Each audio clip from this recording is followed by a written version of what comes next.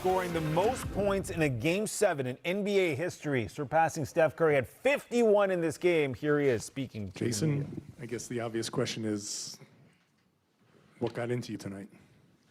I think, coming off last game, obviously finished strong, but not starting off, the way I wanted. And especially with our season being on the line last game, I was just excited to, we had another opportunity today as a team and, for myself just to kind of bounce back.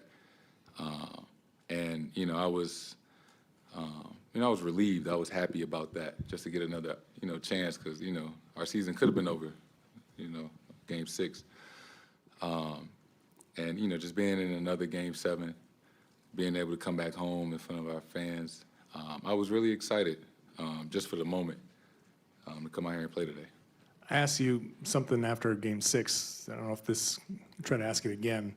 Did that, hitting those 4 shots after the game that you had, did that kind of give you a sense of relief, a sense of confidence that, like, okay, I've gone through the worst of it.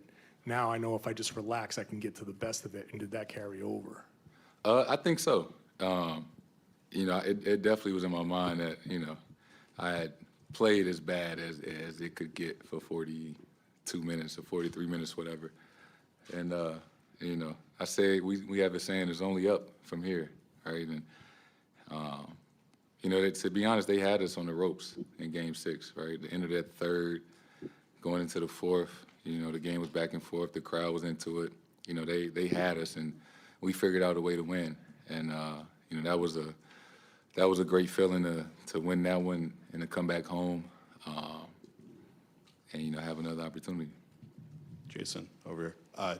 Joe said before the game, he told you that when you come out, don't even focus on the scoring aspect. You don't want to be pigeonholed as a scorer. You're more than that. So you don't really like pout when you get calls anymore. You get back and play defense. Your game has become so much more well-rounded. So how does you kind of continuing to find an impact throughout the game allow you to get through those slumps to eventually take over like you did tonight?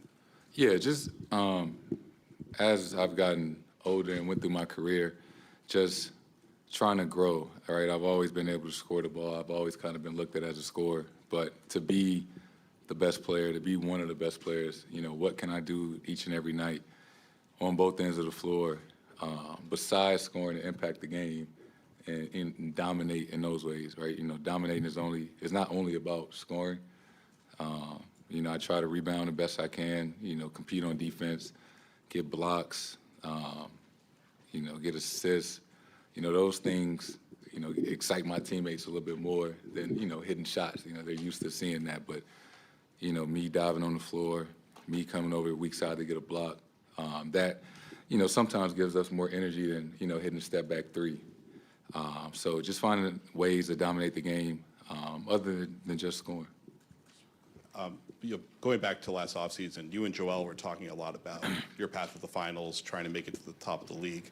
He ends up winning MVP, even though you were kind of the front runner early in the season. So to win the game tonight the way you did, kind of breaking the game open, hitting those shots over him, just as a friendly competitor, what did that mean to you? It was a lot of fun.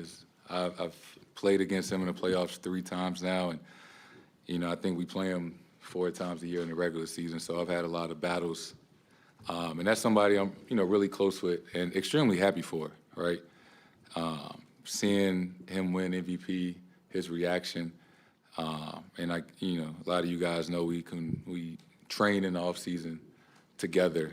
I see him all the time in LA, and I've seen, him develop. I've seen the things that he's worked on, and I've seen the hard work that went into winning an MVP. And I even talked to him, on FaceTime that night. Just telling him congrats, and I was truly happy for him. And that's just kind of relationship that we have. Looking ahead to the Eastern Conference Final, it's going to be a rematch against Miami. What are your initial thoughts of going up against them again? Team that we're extremely familiar with, 3rd time in 4 years, I think, playing them in the playoffs. And, the very well-coached team. They compete with the best of them. They play hard. They defend. They make plays. And they figure out a way to win games. And, it's going to be fun. It's going to be highly competitive. And, I'm looking forward to it, right? It's the best time of the year. And we get to, play them again. So, it's going to be fun. And as a competitor, you just, love the opportunity. Jayson, over the last 48 hours, I'm sure you've gotten a litany of texts and calls about this is what legacies are built on. You got to go, you got to drop 40. You got to carry your team. What did you listen to and what did you ignore over the last 48 hours? And what's it been like trying to prepare for a moment like this?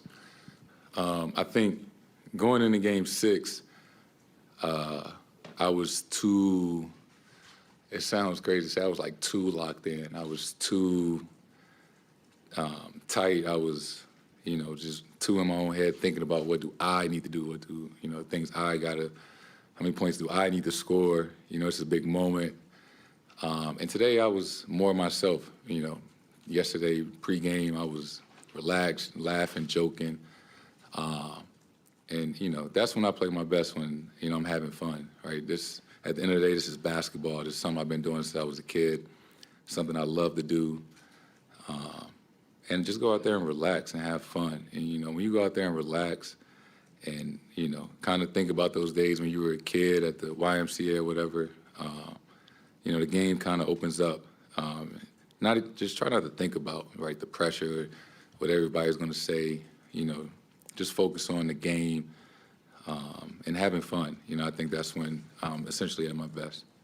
After a basket, I think in the third quarter, late third quarter, you kind of said saying, this is my bleep and this is my house. What prompted that? You're not as emotional during games as you were today. I mean, what prompted that for you to just kind of declare this is your territory?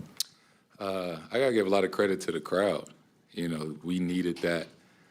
This is probably the loudest the Garden has been, in like a year. And we fed off that energy. The energy that they gave us today really, helped us. And we're going to need that the rest of the way. So, they feed off us, we feed off them. And, you could just feel it. The building was rocking, everybody was standing up.